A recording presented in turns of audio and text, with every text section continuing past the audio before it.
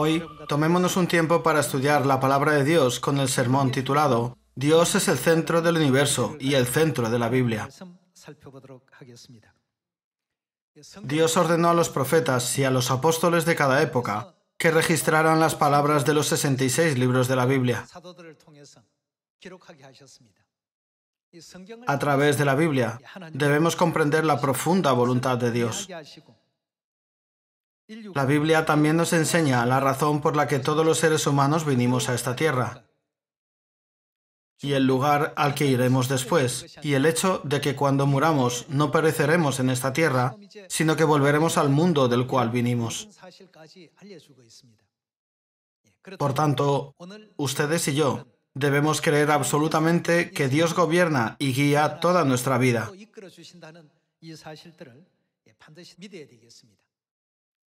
Entonces, ¿quién es el centro de la Biblia? Jesús dijo en Juan capítulo 5, versículo 39, y ellas son las que dan testimonio de mí, es decir, Dios, ¿verdad? Toda la humanidad debe conocer a Dios. A través de la Biblia, Dios enseña a las personas la fe correcta, la que reconoce correctamente a Dios, cómo recibirlo, y temer a Dios aunque venga en una forma diferente, y la fe obediente que sigue todas sus palabras. ¿No es así? Cuando pensamos en la premisa de que Dios es el centro de la Biblia y el centro del universo, podemos preguntarnos, ¿qué ocurrirá con nuestra fe sin Dios? Si afirmamos tener fe, pero no está Dios en el centro de nuestra fe, carecería de sentido. No podríamos recibir la salvación ni el perdón de pecados. Sin Dios, la fe no puede existir. ¿Y una iglesia sin Dios? ¿Qué pasará si una iglesia alaba a Dios, pero Él no está presente en esa iglesia? Hoy en día, hay numerosas iglesias como la arena del mar, pero como Dios no es su centro, ¿quién es su centro? Un pastor o un líder es su centro. La gente comete el error y la necedad de poner sus palabras por encima de las palabras y las leyes de Dios. La razón es que no hay Dios en esa iglesia. ¿Acaso hay algún significado en el sistema de la verdad sin Dios? La Pascua y el día de reposo son tan valiosos porque Dios existe, ¿no es así? Por eso debemos poner siempre a Dios en el centro de nuestra fe. Ahora, hay muchas iglesias a nuestro alrededor, pero existen muchos casos en los que la iglesia no consigue llevar a cabo su papel, su misión y su función porque Dios no está allí. Pensemos en una cosa más. El culto sin Dios, la alabanza sin Dios o la oración sin Dios, ¿tienen algún sentido? Todo esto no tiene ningún sentido. Para que todo esto tenga sentido, ¿quién debe existir? Debe existir Dios. Como Dios existe en nuestra iglesia, nuestra fe brilla. Aunque nuestra iglesia pueda enfrentar obstáculos en su entorno, Dios está guiando a la humanidad al reino de los cielos, ¿verdad? Todo es porque Dios existe en nuestra iglesia. Entonces, ¿no necesitamos conocer bien a Dios que está con nosotros? Veamos Oseas, capítulo 6, versículo 6. Oseas, capítulo 6, versículo 6 dice: Porque misericordia quiero y no sacrificio, y conocimiento de Dios más que holocaustos. La Biblia nos enseña que Dios quiere que la humanidad lo conozca. Muchas personas de este mundo se concentran en esta tierra y persiguen las cosas materiales, invirtiendo su tiempo, dinero y esfuerzo para obtenerlas a lo largo de sus vidas. Sin embargo, dicen, no tengo tiempo para conocer a Dios, estoy demasiado ocupado. De esta manera, se dirigen hacia el camino equivocado y desperdician su oportunidad de conocer a Dios. Hermanos, ¿hay alguien que haya nacido con el pensamiento, quiero hacerme rico mientras vivo en esta tierra?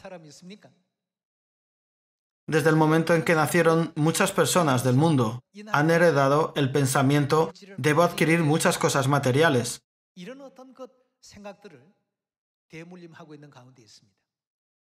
Pero al dejar este mundo, todos se van con las manos vacías. No hay nada en esta tierra que puedan llevarse. Dios, que creó a los seres humanos, quiere que lo conozcan más que a cualquier otra cosa. Adquirir cosas materiales y vivir en esta tierra son importantes. Pero en última instancia, el día en que regresemos al reino de los cielos, los pensamientos más importantes deberían ser: ¿hemos vivido con el adecuado conocimiento y respeto a Dios? ¿Hemos obedecido su palabra? Estas son cosas mucho más importantes en las que pensar. Por lo tanto, nuestra fe sin Dios, la iglesia sin Dios, el sistema de la verdad sin Dios y el culto sin Dios carecen de sentido y son inservibles.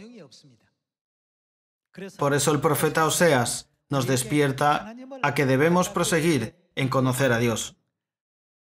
Pasemos al Nuevo Testamento y veamos Colosenses capítulo 2, versículo 2. Colosenses capítulo 2, versículo 2 dice: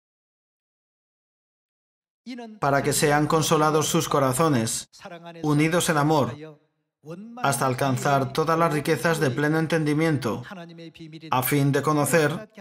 ¿A quién dice la Biblia que debemos conocer? Debemos conocer a Cristo, que es el misterio de Dios.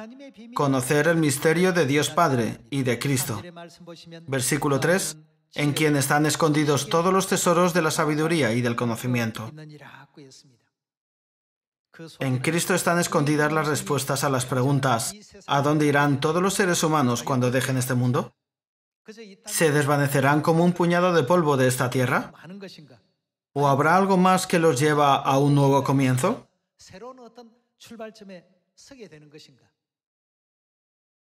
¿Dónde están escondidos todos los tesoros de la sabiduría y del conocimiento?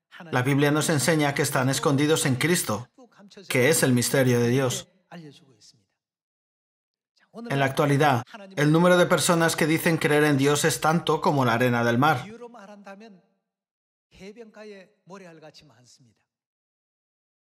Aunque muchas personas creen en Dios, no hay nadie que lo conozca y crea en Él correctamente. Qué lamentable es. Por lo tanto, ¿qué dice la Biblia sobre el misterio de Dios? Comprender a Cristo es conocer el misterio de Dios. Esto es lo que Dios quiere para la humanidad. En la primera venida de Jesús, los judíos creían en Dios y afirmaban conocerle a Él y a la Biblia, pero en cambio fallaron en reconocer a Cristo, que vino a esta tierra. En la época del Espíritu Santo, también hay numerosas iglesias, y algunos se jactan de haber leído la Biblia 500 o incluso 1000 veces. Aunque han leído la Biblia muchas veces, no comprenden el mensaje que Dios entrega a la humanidad.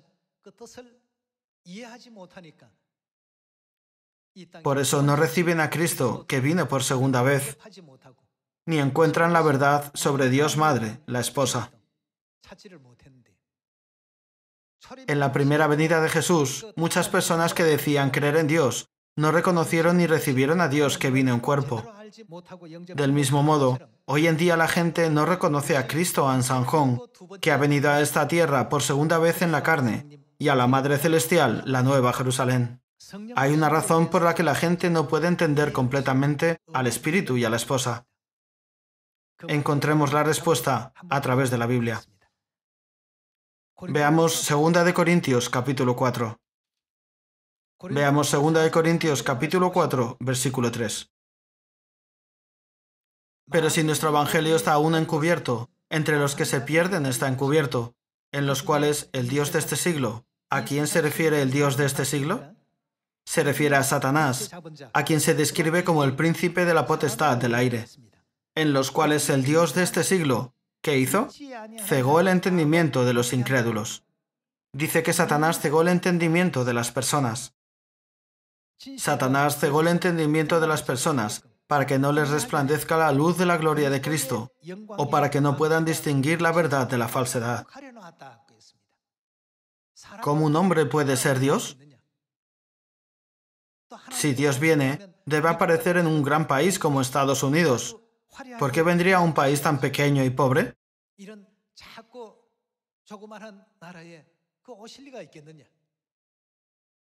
Expresan sus pensamientos de esta manera. Detrás de sus pensamientos está el Dios de este siglo, en los cuales el Dios de este siglo cegó el entendimiento de los incrédulos para que no les resplandezca la luz del Evangelio de la gloria de Cristo, el cual es la imagen de Dios. Pasemos al versículo 6. Porque Dios, que mandó que de las tinieblas resplandeciese la luz, es el que resplandeció en nuestros corazones para iluminación del conocimiento de la gloria de Dios en la faz de Jesucristo. El Dios de este siglo cegó los ojos de las personas. Sin embargo, Dios nos ha abierto los ojos y nos ha permitido ver la luz del conocimiento de la gloria de Dios. Cuando Jesús preguntó a sus discípulos, ¿quién dicen los hombres que soy? Sus respuestas fueron, alguno de los profetas, otros Jeremías, otros dicen Elías. Jesús les preguntó, ¿quién decís que soy yo? Respondiendo Simón Pedro dijo, tú eres el Cristo, el Hijo del Dios viviente. Entonces Jesús le respondió, bienaventurado eres Simón, hijo de Jonás, porque no te lo reveló carne ni sangre, sino mi Padre que está en los cielos. Hermanos, conocer a Dios es la mayor fortuna y la mayor felicidad. Debemos tener el conocimiento correcto acerca de Dios, que es el centro del universo y el centro de la Biblia. Esta es la única manera en que podemos estar calificados para ir al mundo eterno que Dios ha abierto, ¿no es verdad? Por eso nuestro enemigo, el diablo, que es el Dios de este siglo, siempre ciega la mente de las personas. ¿Cómo puede ser Dios el hijo de un carpintero? ¿Cómo puede este hombre recitar la Escritura si nunca le han enseñado? Con tales palabras diversas, se burlaron, ridiculizaron y calumniaron a Jesús, haciendo que la mente de las personas se cegara. A pesar de tales situaciones, Dios enseñó a los apóstoles Pedro, Juan y Pablo el correcto conocimiento de Dios. Del mismo modo, Dios resplandeció en nosotros la luz gloriosa del conocimiento del Padre Celestial y de la Madre Celestial. Por eso podemos decir con confianza, el Padre Ansanjón es nuestro Dios, y la Madre Celestial, la Nueva Jerusalén, es nuestra Madre Espiritual. ¿No es así? Toda la gente del mundo lee los mismos 66 libros de la Biblia. Sin embargo, el Dios de este siglo ha cubierto de tinieblas el mundo entero. Si volvemos a la época de la primera venida de Jesús, hace 2000 años, había muchos líderes religiosos que decían creer en Dios. Tenían poder secular, autoridad eclesiástica e influencia sobre la Iglesia. A pesar de tener todas estas cosas, ¿qué hicieron cuando Dios vino a esta tierra? No lo reconocieron. Ellos crucificaron a Dios, a quien habían adorado. Le escupieron, tomaron piedras e intentaron apedrearlo. Le profirieron todo tipo de insultos sin dudarlo. Todo fue porque el Dios de este siglo cegó sus mentes y los confundió.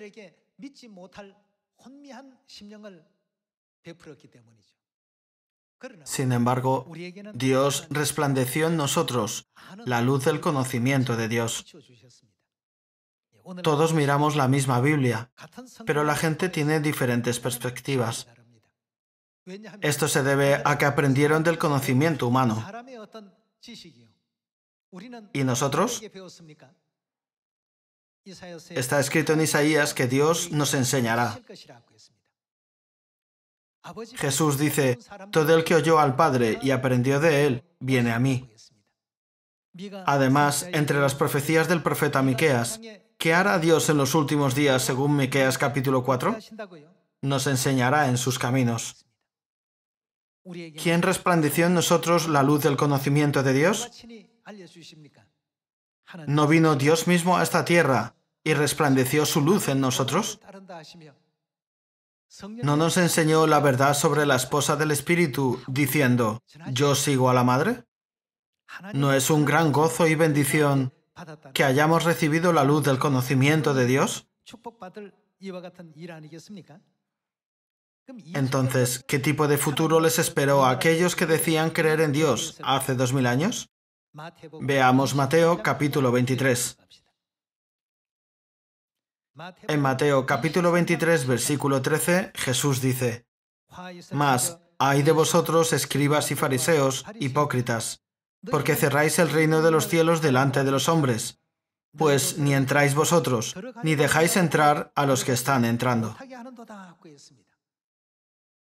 Jesús mismo dio este juicio a los fariseos y a los escribas en aquel momento.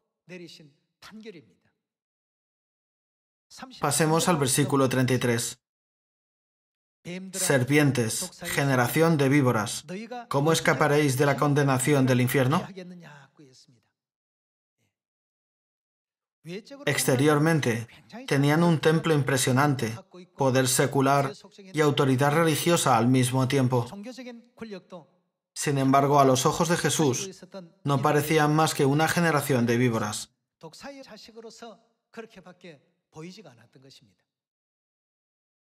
Ellos no le dijeron a Jesús, tú eres el Cristo, el centro del universo.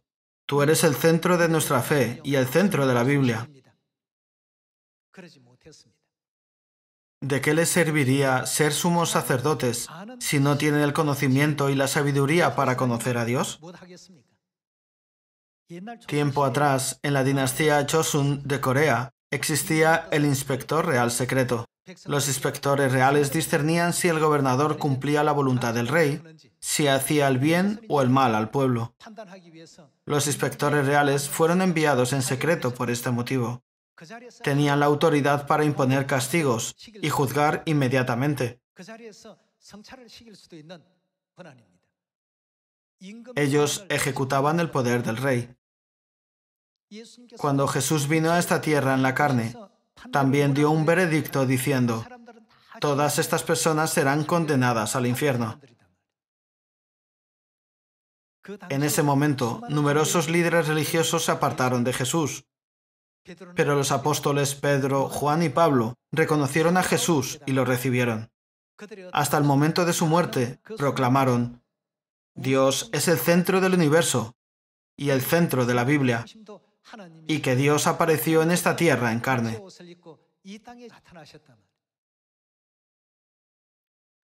Aunque otros no crean en Dios y el mundo no siga la verdad de la Biblia, ¿deberíamos imitar sus actos?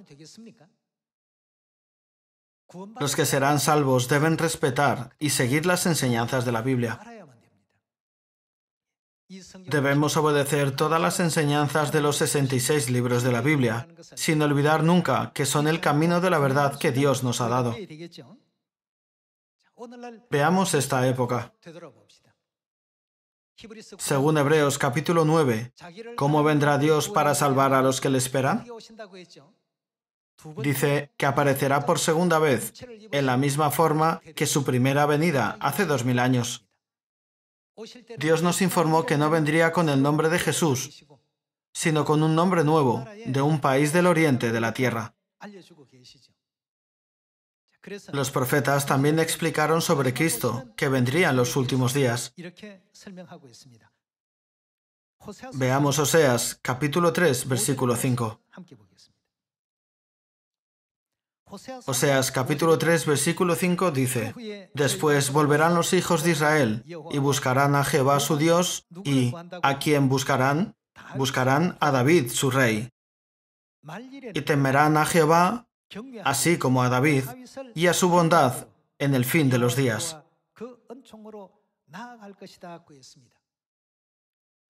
El rey David murió unos 250 años antes de que el profeta Oseas escribiera este libro de profecías. Entonces, si ya no estaba en la tierra, ¿a quién debían buscar? Está escrito: buscarán a David y temerán a Dios y a su bondad en los últimos días. De este modo, este David no es el David físico. Pasemos a Lucas capítulo 1 para encontrar al David profético. Lucas capítulo 1, versículo 31 dice: Y ahora concebirás en tu vientre y darás a luz un hijo, y llamarás su nombre Jesús. Este será grande y será llamado Hijo del Altísimo, y el Señor Dios le dará, ¿qué le dará? El trono de David, su padre. ¿A quién se refiere? Se refiere a Jesús. Dios le dará el trono de David a Jesús. Veamos el versículo 33. Y reinará sobre la casa de Jacob para siempre, y su reino no tendrá fin. David, que fue profetizado por el profeta Oseas, representa a Jesús. A Jesús se le dio el trono de David. Está escrito: reinará sobre la casa de Jacob para siempre. Sin embargo, como bien saben, Jesús en su primera venida vino a la tierra, fue bautizado a la edad de 30 años, dirigió el reino del Evangelio durante 3 años y ascendió al cielo. Aunque está escrito: reinará para siempre, en su primera venida su ministerio del Evangelio duró 3 años. Pasemos a 2 de Samuel, capítulo 5, versículo 4.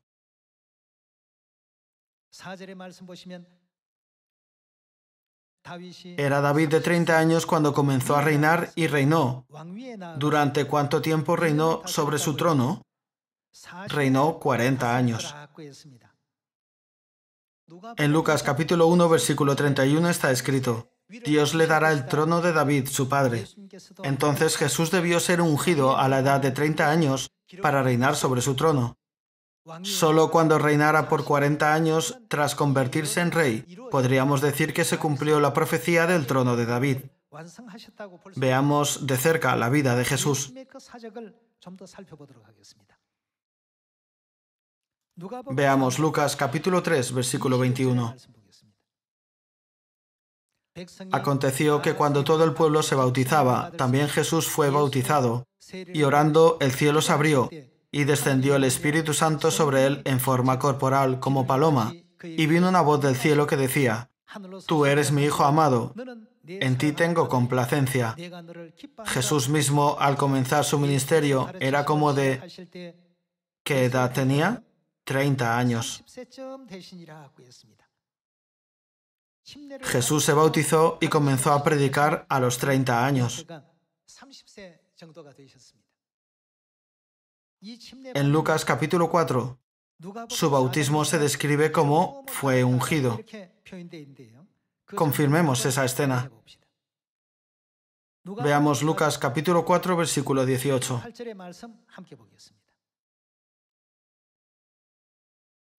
El Espíritu del Señor está sobre mí, por cuanto ¿qué le hizo a Jesús? Le ha ungido para dar buenas nuevas a los pobres. Me ha enviado a sanar a los quebrantados de corazón, a pregonar libertad a los cautivos y vista a los ciegos, a poner en libertad a los oprimidos, a predicar el año agradable del Señor. El escritor de Lucas describe a Jesús bautizado y predicando el Evangelio como ungido para dar buenas nuevas. Entonces, ¿acaso no es la unción algo que se lleva a cabo en la ceremonia de nombrar a un rey o a un sumo sacerdote? Jesús fue ungido a los 30 años. En otras palabras, fue bautizado. Por lo tanto, así como David se convirtió en rey a la edad de 30 años y reinó 40 años, el reinado de Jesús tuvo que durar 40 años. Sin embargo, el ministerio de Jesús terminó después de 3 años y medio. Para que Jesús cumpliera la profecía del trono de David, se necesitan 37 años más. ¿Cómo se cumplirá completamente esta profecía? Jesús debe venir a esta tierra por segunda vez en la carne. ¿Dios reina en espíritu solo por 40 años? No, no lo hace. ¿No es Dios el que reinará por los siglos de los siglos? La profecía de que Dios reine 37 años o 3 años solo se puede cumplir mientras Él esté en la carne. Por lo tanto, vino por segunda vez para cumplir la profecía restante de David. Cuando David reinó sobre Israel, había una ley por la que el rey gobernaba a su pueblo.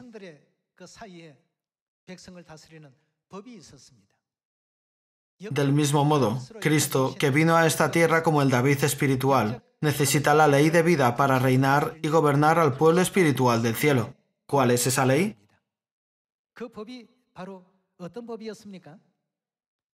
Veamos Lucas, capítulo 22, versículo 7. Llegó el día de los panes sin levadura, en el cual era necesario sacrificar el cordero de la Pascua. Y Jesús envió a Pedro y a Juan, diciendo, «Id, preparadnos la Pascua para que la comamos». La escena del capítulo 22 trata sobre la Pascua. Pasemos al versículo 19. Y tomó el pan y dio gracias, y lo partió y les dio diciendo, «Esto es mi cuerpo que por vosotros es dado. Haced esto en memoria de mí». De igual manera, después que hubo cenado, tomó la copa diciendo, «Esta copa es...». ¿Qué es esta copa? El nuevo pacto en mi sangre, que por vosotros se derrama.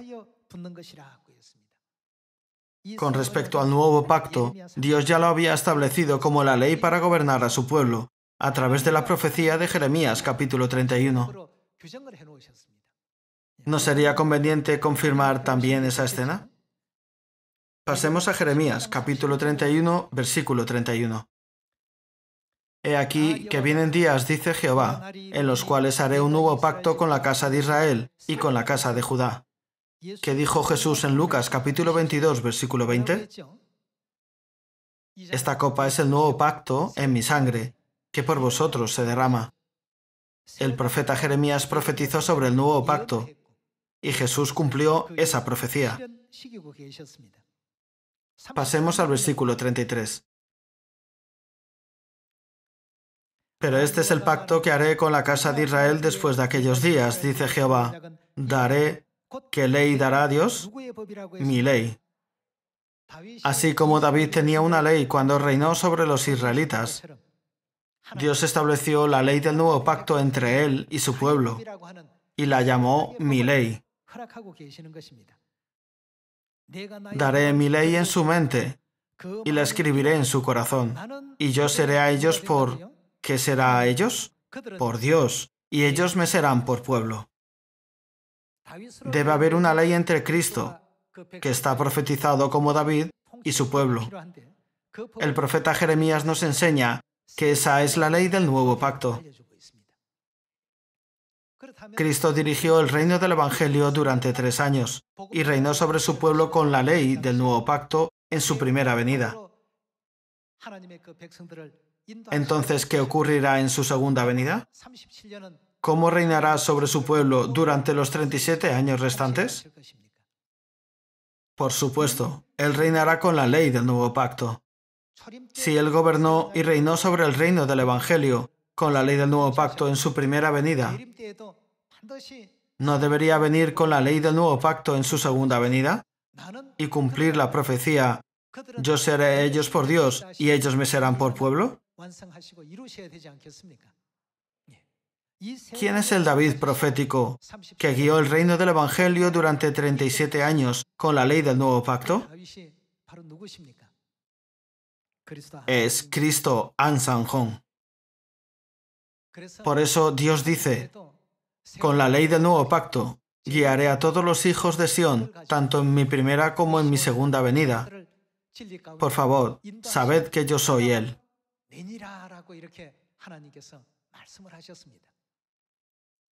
Entonces, ¿qué escribió el profeta Isaías en Isaías capítulo 25?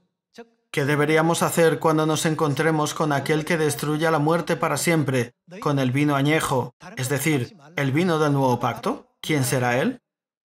He aquí, este es nuestro Dios, le hemos esperado y nos salvará. ¿Cómo nos salvará? Con sus decretos, reglas y leyes del nuevo pacto.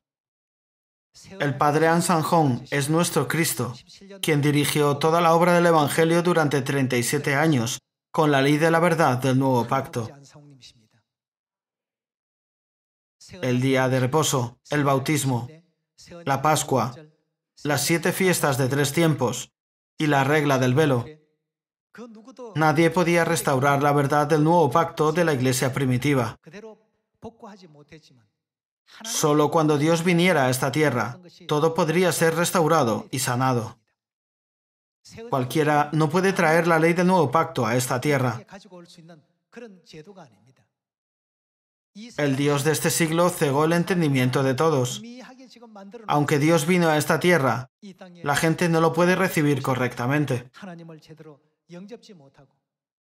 En lugar de estar agradecidos por la gracia de Dios, se quejan y hacen preguntas como: ¿por qué estoy tan agobiado hoy? ¿Por qué la vida es tan dolorosa? Esto puede ser el resultado de que la luz del conocimiento de la gloria de Dios aún no ha resplandecido lo suficiente en ellos. La Biblia y los profetas han resplandecido la luz del conocimiento de Dios en nuestros corazones. ¿No estamos todos acercándonos ahora a la verdad de la Pascua del Nuevo Pacto que una vez fue destruida y arruinada? ¿No estamos guardando completamente el día de reposo del Nuevo Pacto?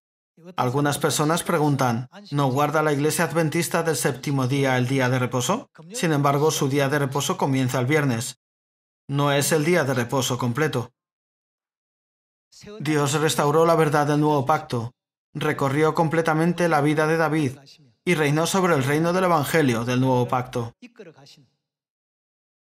Recordemos a nuestro Padre Celestial, que vino con el nombre de Jesús en su primera venida, y con el nombre nuevo, Cristo Ansanjón, en su segunda venida, y reinó sobre el reino del Evangelio. Nunca debemos olvidar las palabras de verdad que nuestro Padre Celestial nos dejó: yo sigo a la Madre. Les pido una vez más que recuerden sus palabras, para que cuando el Padre y la Madre Celestiales, el Espíritu y la Esposa, llamen a toda la humanidad: venid a mí, no dudemos en correr hacia ellos con todo nuestro corazón. Con esto me gustaría concluir el sermón de hoy. Muchas gracias.